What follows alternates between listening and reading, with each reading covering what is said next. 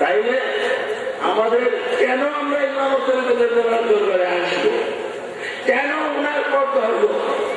একটি মাত্র কারণ, যে তিনি আল্লাহর এত প্রিয় বান্দা হয়ে গেছিলেন। আল্লাহর বন্ধু হাবিব সাল্লাল্লাহু আলাইহি ওয়াসাল্লাম এত প্রিয় আশেক ছিলেন যে ওয়াইস রাদিয়াল্লাহু শাড়িতে ওনার নাম উঠে গেছে।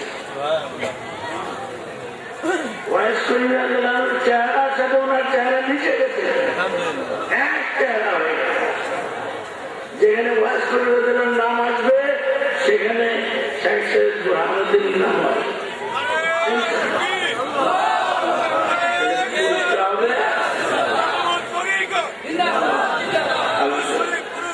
এই পরিস্থিতিতে আমাদের কিন্তু এই যে কেন যে এই সেবার কথাটা কেন